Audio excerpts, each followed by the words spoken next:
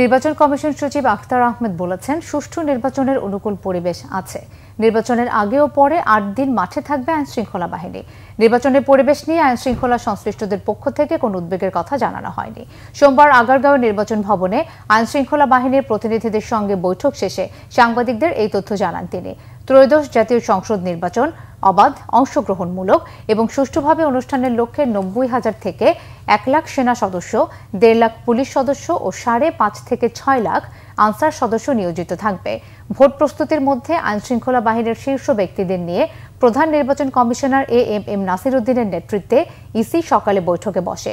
স্বরাষ্ট্র মন্ত্রণালয়ের সিনিয়র সচিব নাসিমুল গনি, আইজিপি বাহারুল আলম, সেনাবাহিনী, নৌবাহিনী, বিমান বাহিনী, সশস্ত্র বাহিনী বিভাগ, border guard Bangladesh BGB, coast guard, Ansar ও VDP, DGFI, NSI, RAB, special branch, SB ও সিআইডির শীর্ষ কর্মকর্তারা উপস্থিত ছিলেন। পরে সচিব সাংবাদিকদের জানান, সব বাহিনী সহযোগিতার আশ্বাস দিয়েছে। নিজস্ব ব্যবস্থাপনায় নির্বাচনকে সামনে রেখে তাদের বাহিনীদেরকে প্রশিক্ষিত করার একটা কার্যক্রম গ্রহণ করেছেন। দুটো এখানে সুবিধা, একটা হচ্ছে যে তাদের নিজস্ব বাহিনীর প্রয়োজনে প্রশিক্ষণটা দিচ্ছেন, পাশাপাশি নির্বাচনকে সামনে রেখে নির্বাচনকে আরও অর্থবহ করার, যুক্তিকর্তা এবং অবাধ করার জন্যও যে প্রশিক্ষণটা সেটা করতেছেন। এবং সেন্সিটাইজেশনটা যেটা হচ্ছে যে আমরা একটা ভালো নির্বাচনের মুখী।